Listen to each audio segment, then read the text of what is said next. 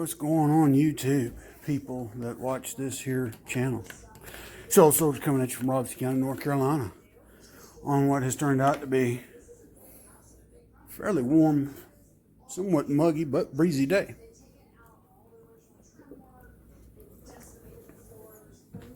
Double Dog and I have finished our workout for today.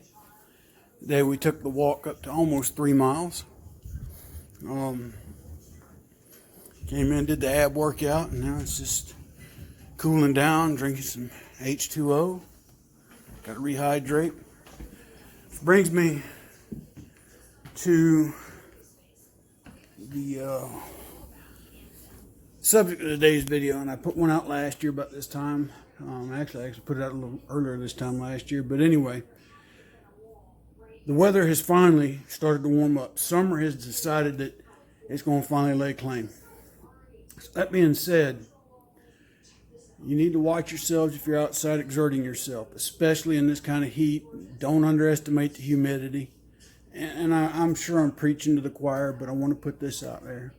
Some of these things I'm guilty of doing.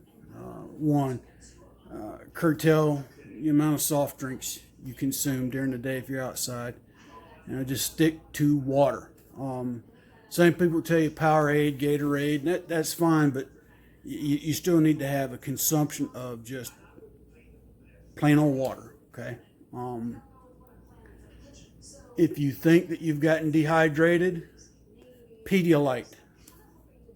Yep, children's Pedialyte. I think they're selling it in an adult version, they said. Will help you get rehydrated. But, if you start to feel yourself get lightheaded, dizzy, nauseous, you're sweating extremely profusely and you're just fatigued, get out of the sun, get out of the heat, get inside, get somewhere where it's cool. If you can't get inside, get to a shaded spot and sit down. If there's nowhere to, whatever the case may be, if you've got a poncho or something, create shade if you have to. The point I'm getting at is, if you start to feel these symptoms, you're already going into one of the heat casualties. You've got heat cramps, your body starts cramping up all over. All right. Heat exhaustion, you're sweating pretty profusely, you're feeling tired, nauseous, dizzy.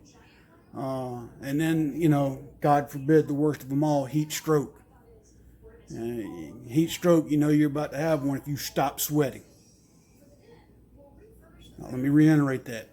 If it's hot outside and you're working and you stop sweating, you need to get to shade immediately and slowly, and that's the other thing, slowly consume cool water. Not ice cold, cool, okay? Or at room temperature. And the reason being is ice cold water can send the body into shock. If you see somebody pass out because of the heat, don't dunk them in ice cold water. Pour water on them and fan them. Let the evaporative process do what it's supposed to do. Okay? Don't take a bucket of ice water and dump on them. You could send them into cardiac arrest. Okay? If you have to be outside working in it, take frequent water breaks. Okay? Take frequent water breaks. Now, when I say take frequent water breaks, I don't mean consume 4 canteens each break. No. I need to find that chart and post it one of these days about how much water you're supposed to consume based on your activity. Because you can consume too much water. Okay? You can consume too much water. But the reality is, if you're working outside and you're exerting yourself, you need to take frequent water breaks. Okay? And stay hydrated. All right? We used to look at our watch, and when Mickey's big hand was on the dot, it meant pull your canteen out and drink. It seemed like at the height of the day, the height of a work day, if it was extremely hot and you were working, you're supposed to drink, I think it was a quart of water every hour. Like I said, I got to go back and find a chart. But bottom line is, don't wait till you're thirsty either. Let's say you start your work in the morning and you don't really feel thirsty, you're just hot, you still need to drink water. Because usually by the time you get thirsty, you're already going into the first signs of dehydration. Okay.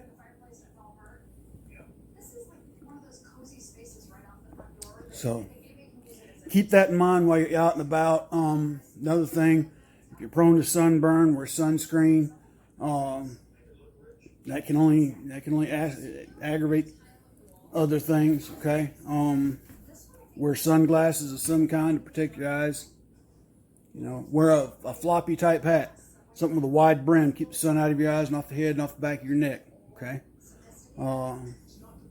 Wear loose clothing. Don't wear tight-fitting clothing. Don't wear them skinny Antifa jeans. Try to wear light-colored clothing. Okay, tan, off-white, gray, or I should say light gray. Don't wear, dark clothes because it'll absorb heat. You want to wear something that will reflect the heat away from you. And again, I can't stress enough, stay hydrated, drink water. Take frequent breaks when it gets hot, Your life ain't worth a paycheck. I'm not telling you to quit your job. I'm just saying your life is not worth a paycheck. So if you work for somebody that doesn't understand it, report them. The point I'm getting at there is that there's some places out here, people, what are you doing up here? I'm getting some water. I'm thirsty. It's not time for a break.